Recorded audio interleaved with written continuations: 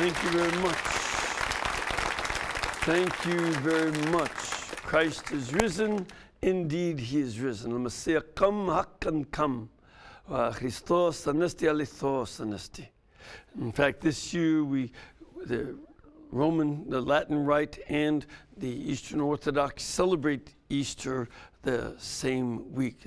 Differences in calendars sometimes don't always work out that way, but this year it does. So we want to wish all our Christian brothers and sisters celebrating Holy Easter.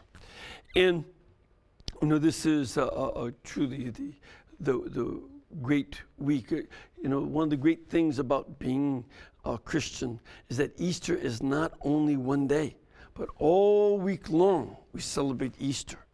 And so the liturgy continues on, and I hope you get a chance to go to Mass and continue celebrating and hearing the various Gospels of Easter during this week. It's a good thing.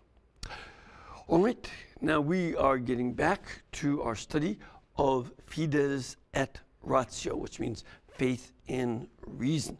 And of course, you can join us by getting a paperback copy, I should say, hard copy, but it's paperback, of Fides Et Ratio, just by going to EWTN's Religious Catalog, and their website is simply that, EWTNreligiouscatalog.com, or you can call them at 1-800-854-6316, or you can also download a free electronic copy of Fides Et Ratio.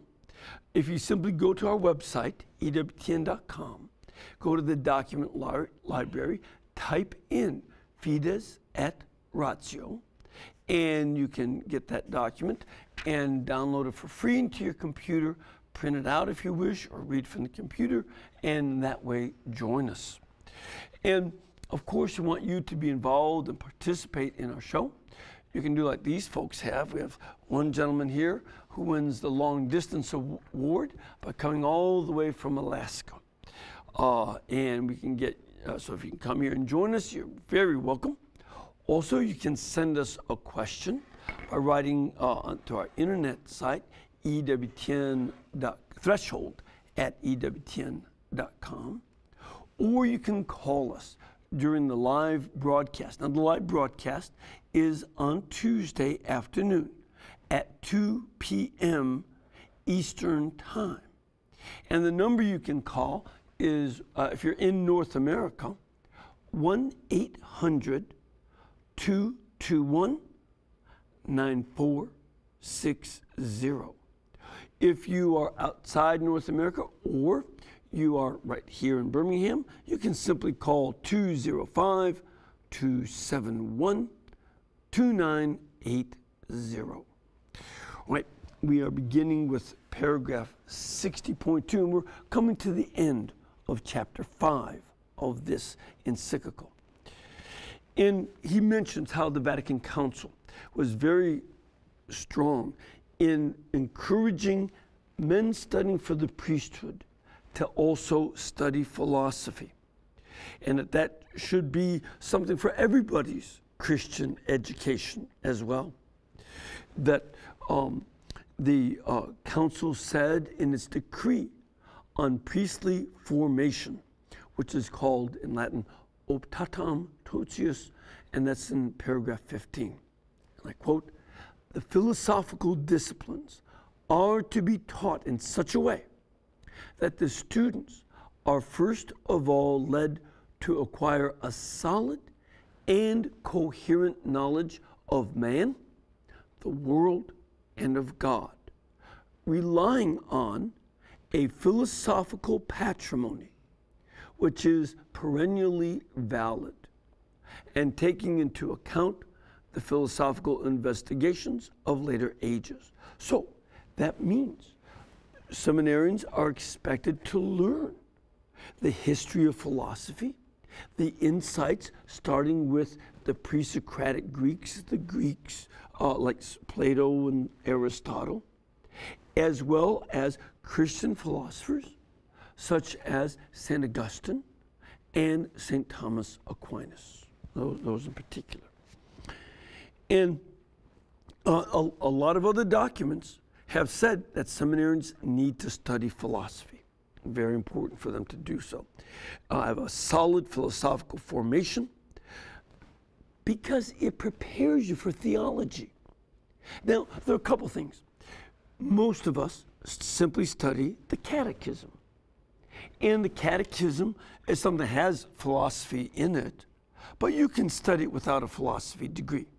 But if you are going to study theology more seriously, then you need to know philosophy. Why? Because theologians use the terminology, many of the ideas, many of the tools of logic, and so on, from philosophy. So to do theology, you need to study philosophy first. And there were a number of people who had come in to study theology with us Jesuits. And a group of them did not have philosophy. And they were constantly lost because the theologians just assume, so that's why priests are and seminarians are encouraged to study philosophy. But of course, not just they. Anybody can. You don't make any money at it, but it's a good thing to study. Oh, that's what I always ask philosophy majors when I meet them, undergrads especially. So exactly how are you going to go eat? I have to figure out to sell used cars or something like my dad. Also, the Pope himself has emphasized several times the importance of philosophical formation and understanding philosophy for those who one day in their pastoral life will have to address the aspirations of the contemporary world. There are a lot of issues that come up in the modern world. And for us to be able to speak to them, you need to know philosophy, both some of the limits of their philosophy, as well as learning how to help other people think through their issues by using good terms of philosophy. One of the most important things I've learned over the years is that the first step in getting a good answer to anything is to find the right question. The better you can put the question, the more precise you are with the question, the more you think out what is your question and your issue and your problem, the closer you get to finding an answer. So that's very important. And he also wants us to understand the causes of certain behavior in the modern world so we can respond to it. And learning how to think is very important with that.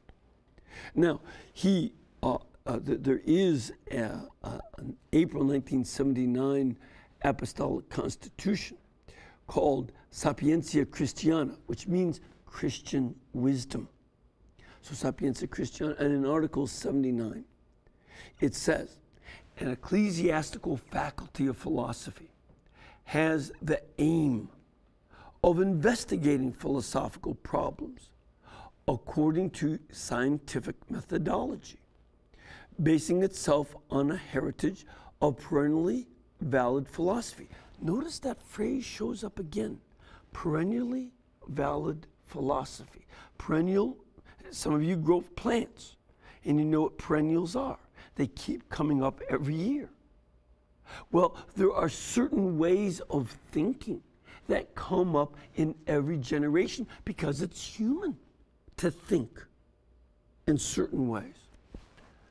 And, anybody teaching philosophy has to search for solutions in the light of natural reason, and furthermore, it has to demonstrate their consistency with the Christian view of the world, of man, and of God, placing in a proper light the relationship between philosophy and theology. So this is part of the task, learning how to see the link. You don't put philosophy to the point of neglecting theology, neither do you do theology to the point of neglecting philosophy. They're two hands, or a hand and a glove. They fit together. And so you should, that's one of the things he wants them to do. And as he goes on in Article 79 of Sapientia Christiana, then the students are to be instructed so as to make them ready to teach and to fill other suitable intellectual posts, as well as to prepare them to promote Christian culture and to undertake a fruitful dialogue with the people of our time. You know, modern people have very important questions. And sometimes they have a lot of doubts. Sometimes there are certainly plenty of the new atheists. I come across them all the time. You know, when I read about them, read their stuff. And they are philosophical smart alecks. They're not really good philosophers. They think if they can come up with a wise guy crack, that's good enough, and that just shuts you down, and you don't know what to say. Well, that's why you learn philosophy, so that you can know why a smart aleck atheist is nothing more than a smart aleck, while serious atheists who have very important questions can be dealt with seriously. So that you get people like Christopher Hitchens and Richard Dawkins. Those guys are smart alecks. But there are others like Bertrand Russell and Flug and others who are very serious. And you learn how to deal with them both on their own terms. That's one of the reasons you learn how to think more clearly than they do. That's always good, always good. Matter of fact, something I saw about midweek last week, had a little time off last Tuesday, I think it was, and I went to a matinee of the movie God Is Not Dead. Now, I didn't expect it to be all that hot. I thought, well, it'll be okay. But actually, it was very well done. I mean, not only in terms, I expected it to be a lot of philosophical arguments and stuff, but actually it was a very sensitively presented movie. It was good theater, as well as good arguments. And for any of you who have young people getting ready to go to college or are already there, I guarantee you they will meet with a number of philosophically superficial professors who try to use their position where they give grades to threaten the kids to accept their ideas. This goes on all the time. As a matter of fact, at the end of the movie, in the credits, are a series of lawsuits, one after another, of dealing with that attempt not to educate, but to merely indoctrinate. And the movie is very good about teaching people, teaching young people, A, there are answers philosophically and logically to what the atheists are saying, and B, don't let the smart aleck superficial philosophers cow you. Don't let them scare you into submission, as happened with most of the students in one of the classes. And we've seen that in the news. Remember just a couple years ago, there was a professor who told all his students to write in big block letters the name Jesus, and then to put the paper on the ground and stomp on it. Only one kid didn't stomp on it. Only one kid had the courage to stand up to him. And eventually it was the professor who was being a philosophical and theological bully rather than a professor, in my opinion. He was the one who later on had to apologize, as did the university, because that was not education. That was something worthy of the communists back in the day. but not worthy of people in a free society who are trying to learn how to think and evoke education. So I encourage, once the DVD of that movie is out, get it. Take kids to see it and get the DVD and watch it with them. Don't say, oh yeah, the priest said you should watch it. Watch it with them. More than once, maybe. It's good. I digress. In paragraph 61.1, it says, it has been necessary from time to time to intervene on the question of reiterating the value of the angelic doctor. Now, the angelic doctor is St. Thomas Aquinas. Okay, he's one of the greatest theologians ever. I think my opinion is that he is the greatest theologian ever, with St. Augustine right up there with him. But he's building on Augustine, so I don't want to start a fight between them, but they're both great. And also to insist on the study of his thought. And the reason that the church insists on studying Thomas is that the magisterium's directives have not always been followed. And frankly speaking, when I was studying philosophy, St. Thomas was very much de-emphasized. In fact, I was about to take a course in Thomas, but the professor was killed in a car accident, so I didn't get to take it. And they didn't have a replacement for him. They only had one guy teaching Thomas. So I missed that. I had to do study on my own later on. I still do. But this was something that happened in the years after the Second Vatican Council. A lot of seminaries no longer taught St. Thomas. That became very common. And a lot of Catholic faculties at the universities were in some ways impoverished by diminishing the study of Thomas Aquinas and the scholastics. They lost out. And you didn't see as many chairs and positions of teachers of St. Thomas Aquinas. And sometimes you see even less study of philosophy going on. Many people are not studying philosophy. The requirements for studying philosophy at Catholic universities goes down. The other departments say, oh, they got to know more sociology, they have to know more psychology, they have to know this. And so they take back some of the philosophy and even theology classes. And the Pope says, I cannot fail to note with surprise and displeasure that this lack of interest in the study of philosophy is shared by not a few theologians. That's a Vatican way of saying a lot of theologians aren't learning philosophy, cut it out and learn it. They're much nicer. They sort of have, like we do here in Alabama, this is sort of a Vatican way of saying, bless his heart, but he's ignorant.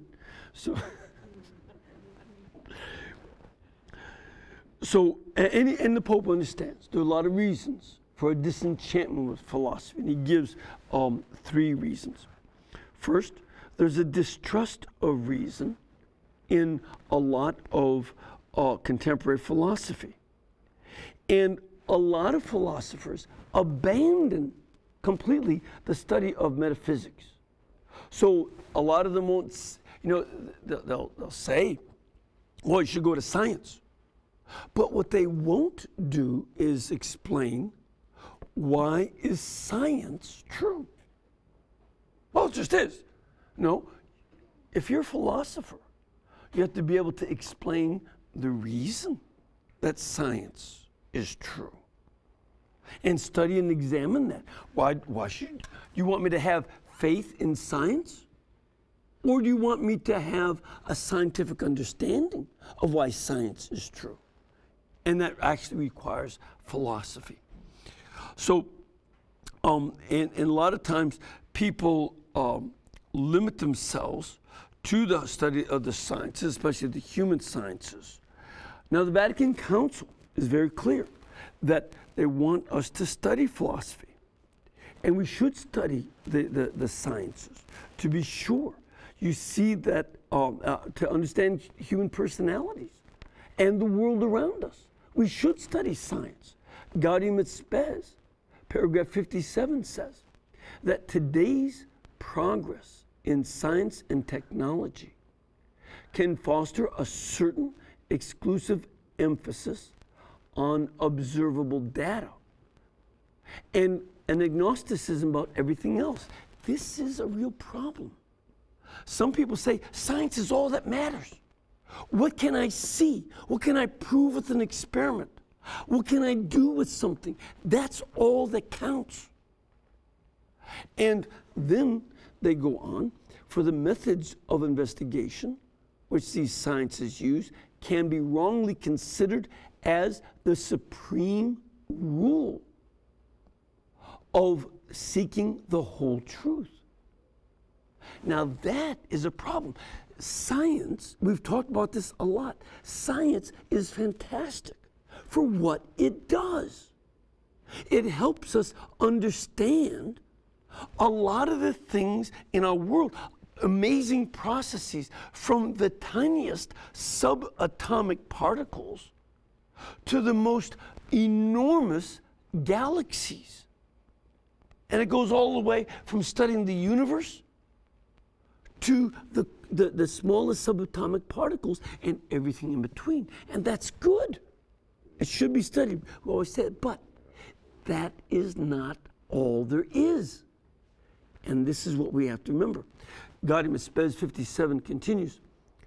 Those unfortunate results, however, do not necessarily follow from the culture of today, nor should they lead us into the temptation of not acknowledging its positive values. So that we don't say, oh, well, the scientists are just trying to say that they're everything, so we'll ignore the scientists. No, that's wrong.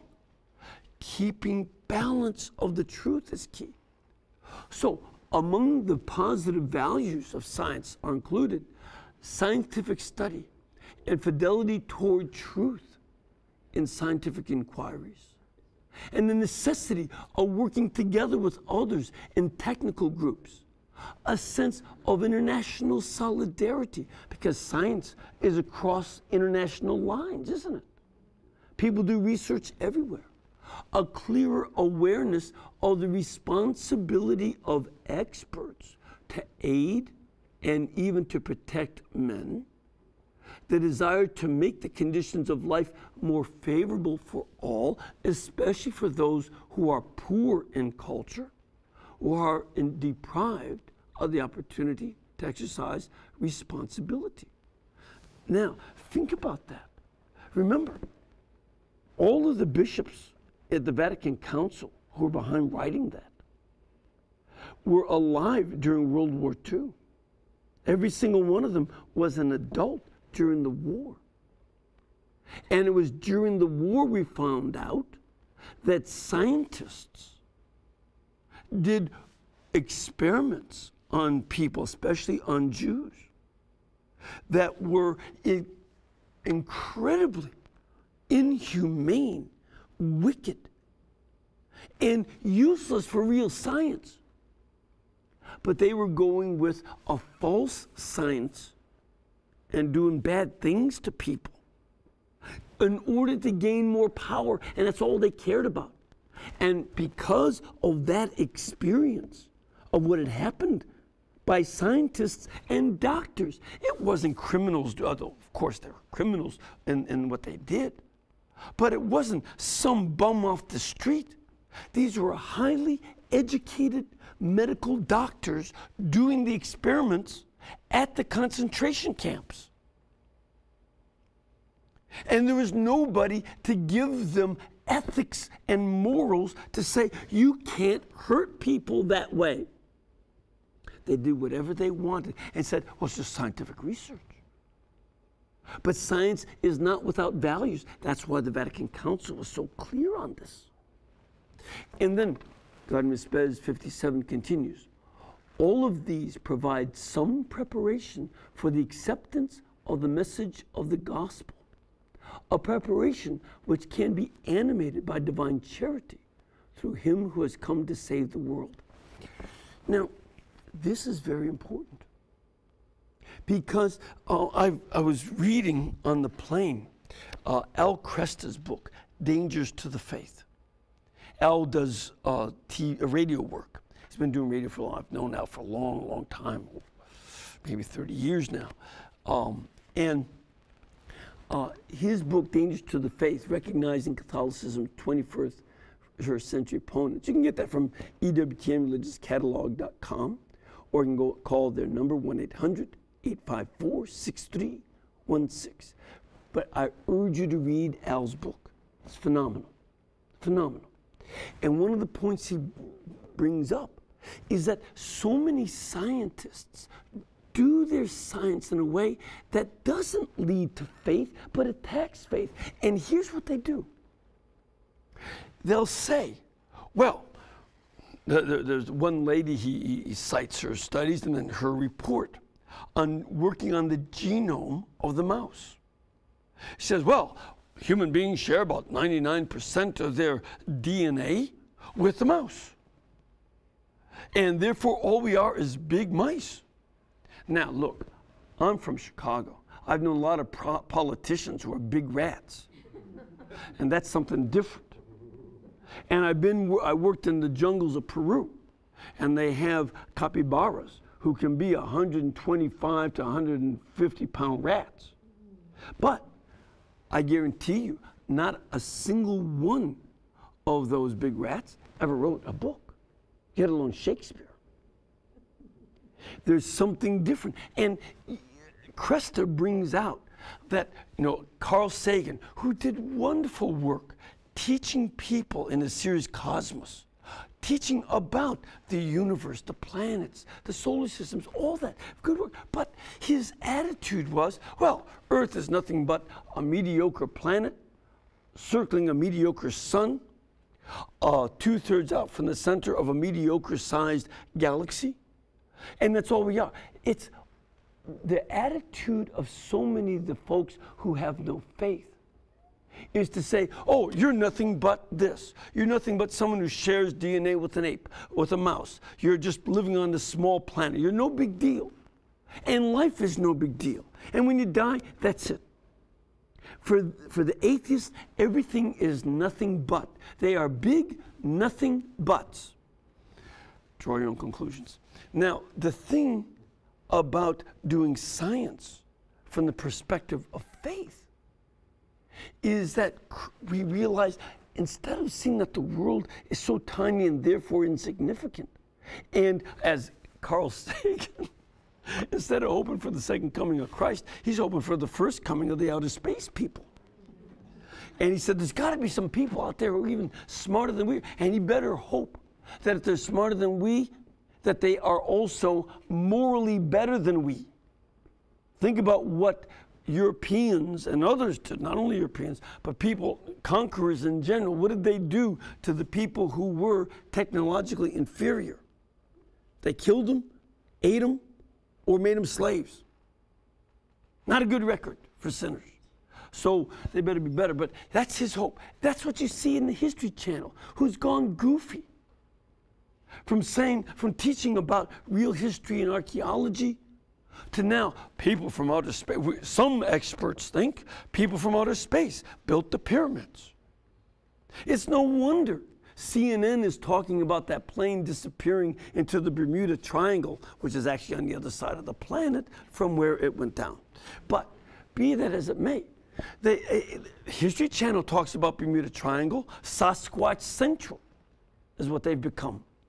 And this is what they go for, whereas the Christian attitude is, God so loved the world that he sent his only begotten Son so that everyone who has faith in him would have eternal life. And this Christian sense is to say, look at these. We share this DNA with the mice. Mice are very cool critters in their own way. And we want to see what God then did beyond that that's distinctive of humans. What has God done in this? Sure, this is a small planet, but there's this whole universe. And instead of being amazed and letting faith in God open up your mind toward a sense of wonder at the beauty of what God has created, you close it down. That's what the atheists do. They shut down. Say, oh, it's just nothing but. I say, don't be a nothing but. Be someone who sees the amazing work of God.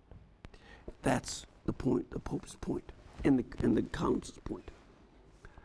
And with this sense, there's also another reason that a lot of people have lost a desire to study philosophy. It's not just because of science, taking its place in some minds, but also because there's a renewed interest in enculturation of the faith.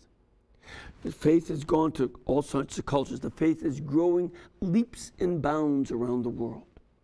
In Africa, 6 to 8 million people become Christian, from Islam to Christianity.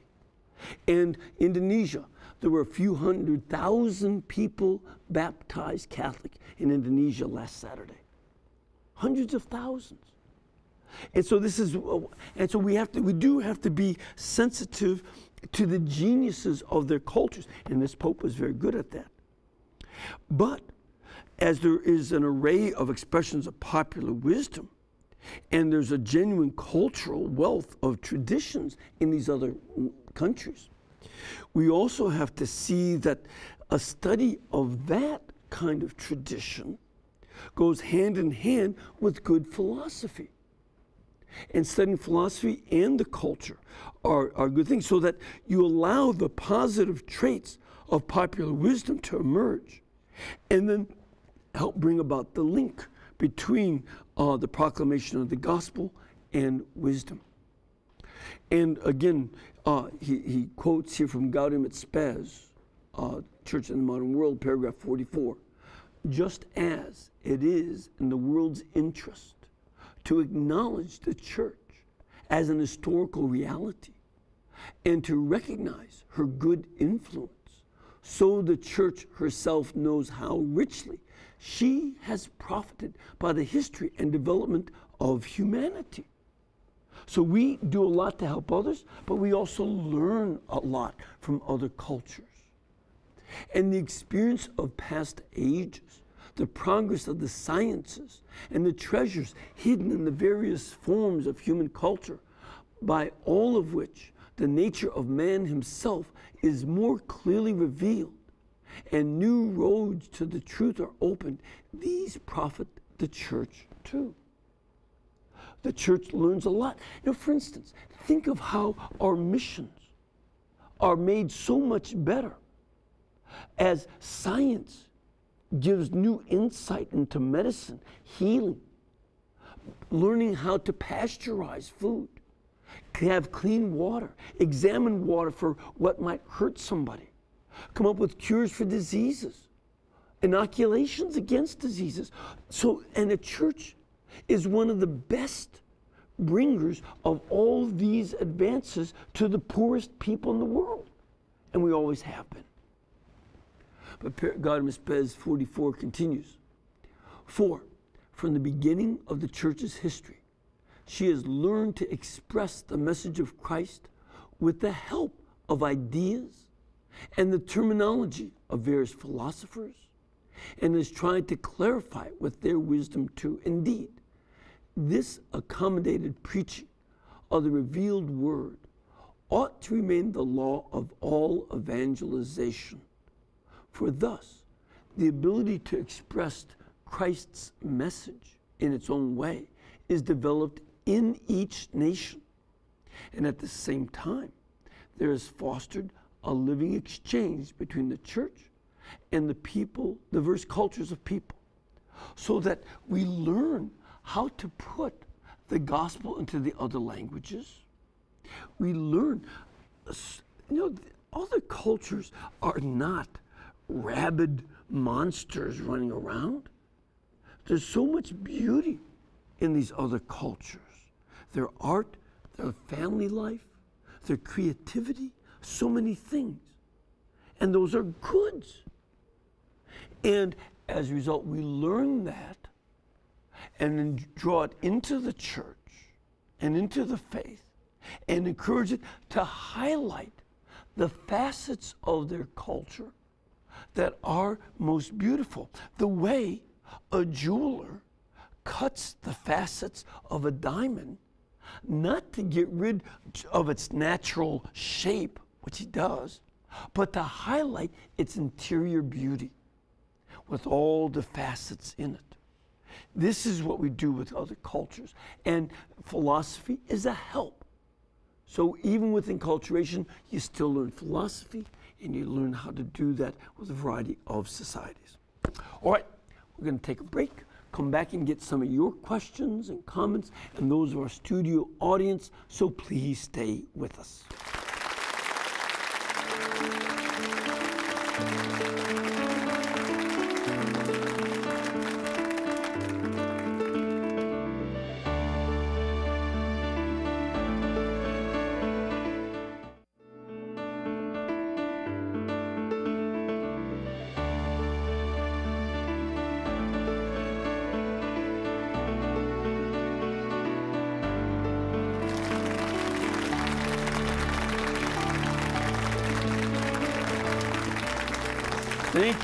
Thank you very much and welcome. First of all, we'd like to welcome you to come down here to Alabama and be here with us for pilgrimage. We have a pilgrimage department you can contact at 205-271-2966, or you can go to the website EWTN.com. They'll give you all kind of background in where you can stay, places to eat. You know, now that Lent's over, let's get back to that Golden Rule barbecue. Hamburger heaven, it's time. Giddy up. But also they'll give you the schedule of the masses here, the programs, tours of the studios, and directions on how to get up to Huntsville. Okay? So we'd love to have you come here and join us. Now let's go to start off with a caller. Hello, James. Hello. Hi, where are you from? Erie, Pennsylvania. Oh, good to have you here. And what's your question? Well, joyful Easter Tuesday to you. Thank you. Thank you to you too. Blessed John Paul II, as a young priest, was a philosophy professor, and Yes. Pope Emeritus Benedict was a theology professor. How does that compare to Pope Francis as a young priest? And if you want to compare that with Blessed John 23rd too, but I'm just interested in how you compare those. Thank you. Okay, Blessed John the 23rd, I can give that real quickly, was a church historian. In fact, he did his dissertation on, I believe, St. Charles Borromeo, who had been the bishop of Milan, and he studied how St. Charles Borromeo had brought reform to his diocese after the Council of Trent. So you can see that was kind of a preparation for what he was going to be doing and looking at. Pope Francis was a mathematics and science teacher. He didn't teach philosophy or theology so much. He studied some theology in Germany for a while, but he primarily was a teacher of math and science at the Jesuit schools in Argentina until he was made a superior, and then later on a bishop. So then he's been doing his work in the pastoral area. So very different than, and I don't think, I don't know that he ever taught at the university level like John Paul and Benedict did, but he certainly did teach math and science. So it's a different perspective, We have a question from our studio audience. Ma'am, where are you from? Ohio. Ohio. Where in Ohio? Outside of Cleveland. Outside of Cleveland. Great. My dad used to work at the harness racing track over in Aurora. I don't know if it's still there, but that's how it was. He was feeding his family. So your question? Well, Father, I have two grandchildren who are going off to college this year, and they're both going to Jesuit universities. I'm wondering if they're going to learn philosophy in these universities. Yeah, you know, it's going to vary. Some of the universities are better than others at philosophy. In fact, I do know that I've heard wonderful things about the philosophy department at John Carroll University. They've maintained a very good department, and at some of the other Jesuit schools. But some of the schools, like most of the Catholic schools, have had a lot of turmoil dealing with some of what we're talking about here. That you had a lot of people saying, well, the philosophy that we taught is not enculturated enough. You had a number of people saying we should neglect scholastic thought because that is a medieval point of view, instead of realizing that there is still, even though, yes, what they knew of science was at a medieval level, but their ability to use logic transcends that and applies now. That's why one of the guests I've had on my show, Dr. Anthony Rizzi, is still very much a user of Thomas because science depends on people being in contact with the real world. And Thomistic theology and philosophy are brilliant tools for that. So while Dr. Rizzi is a very advanced researcher in physics, he still uses Thomistic approaches as one of the best ways to deal with things. But he doesn't accept Thomas's understanding of physics of those days. I mean, again, he knows more about things than they did then, but the tools, philosophical tools, are right. And unfortunately, a number of philosophy departments of Catholic schools across the board have lost that sense of the importance of good philosophy. And they're going like the secular schools. So in a lot of the schools, no matter which one you do, you have a problem throughout the country of not really respecting philosophy enough. And that's just a problem really big in the secular schools and sometimes imitated even in some of the Catholic schools. We have another caller online. Hello, John. Hi, Father Mitch. This is John in Moreno Valley, California. Great. And what's your question? Well, I'm looking at the Psalms on number 131, humble trust in God, that says, I do not busy myself in great matters with things too sublime for me. Rather, I instill my soul, post it like a weaned child. Yes. And although I'm not a proponent of ignorance, Good. I wonder, how does the average Catholic layperson, what level of philosophy would you suggest that we come to an understanding of so that we can appreciate the theology behind the philosophy? Sure. The philosophy behind the theology. Yeah. This is something that there are a number of levels, okay, that I urge. I was making a comment as we were in our break that one of the most basic ways of learning how to think logically is to encourage people to use good grammar. When people say to me, how you doing? Good. Wrong answer. Good is an adjective. I asked how you are doing, not what you are doing. And how is modifying the verb doing, and therefore you must answer with an adverb if you're going to answer correctly. Either you can say well or badly. Now, a lot of people are silly in thinking, oh, he's just trying to make us sound intelligent. Well, that's not bad. I'm not against sounding intelligent, but I actually am encouraging you to think intelligently and clearly. And to use good grammar is, as Aristotle said in his book, The Logic, that is the basis of learning how to think logically. And so everybody should do that, and everybody can do that. Secondly, everybody can develop things like vocabulary. You can develop and learn how to use more words. Do you know what the average number of words in vocabulary today is for the average American? 850 words is the average size of the vocabulary. Now, this is particularly dumb because English has a larger vocabulary than any language in the history of the world.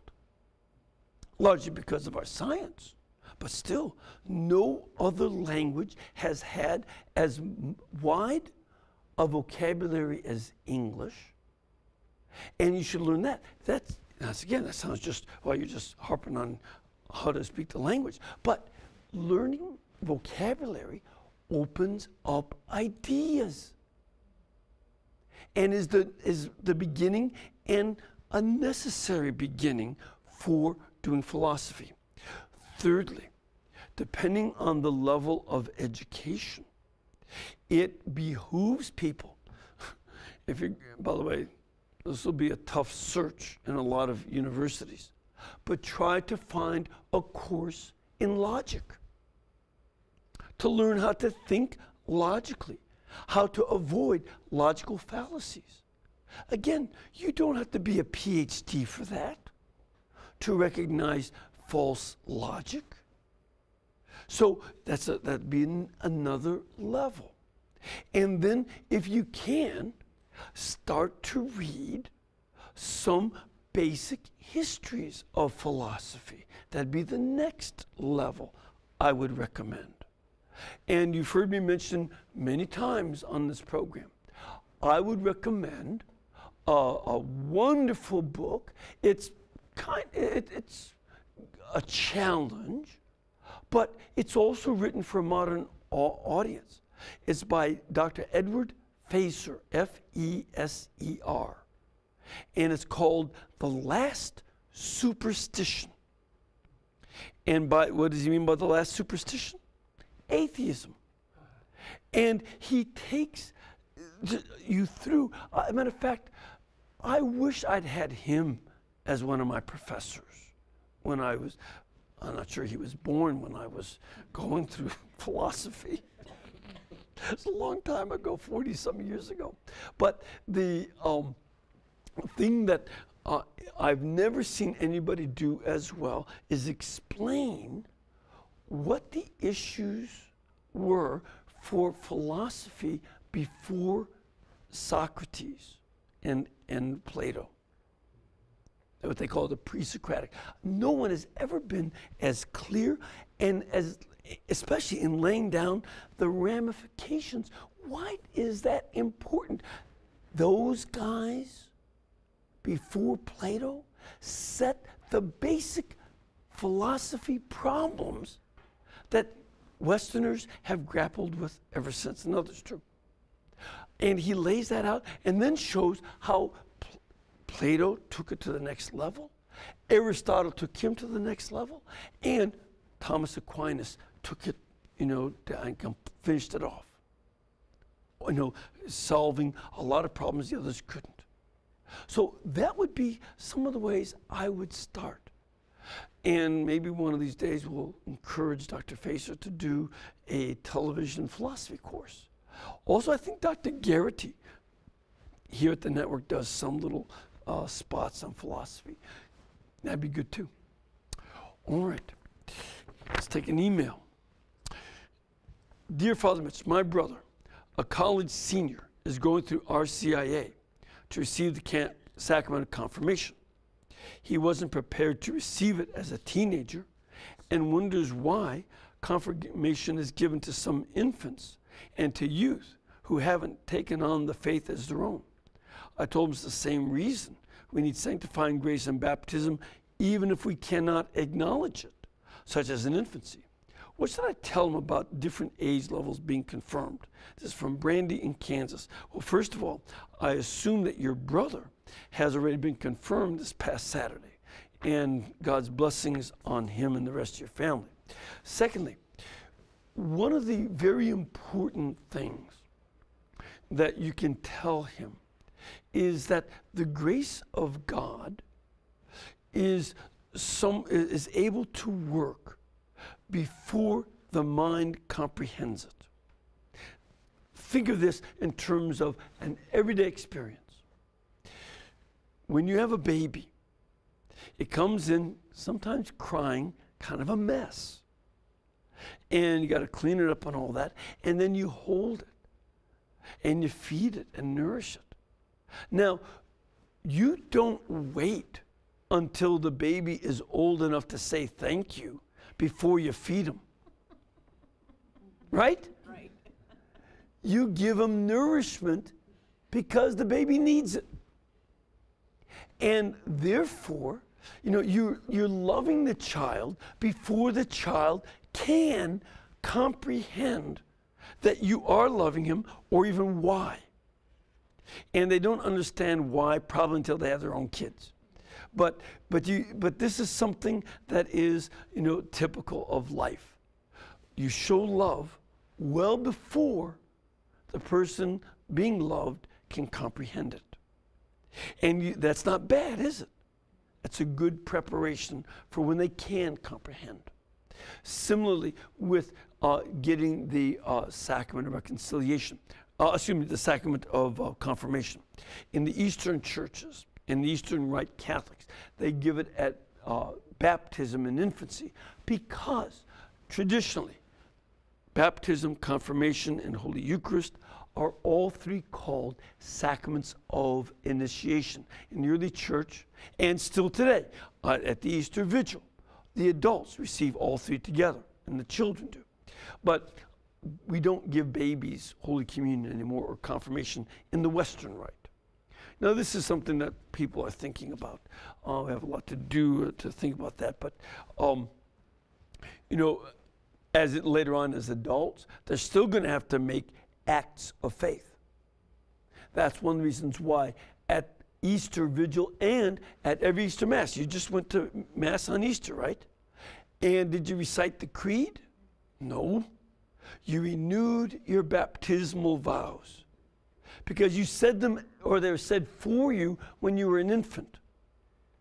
And now every year you get to renew those vows so that you do it as an adult and stop complaining. Oh, they made me do it when I was a baby. Stop that whining or give you something to whine about. Mom, are you here? All right, let's go to one more caller. We have Joan. Hello, Joan.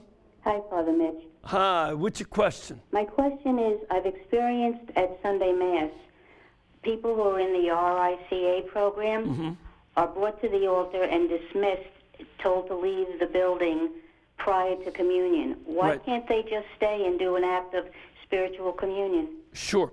This, Brother Joan, is a very ancient custom that was done in the early church.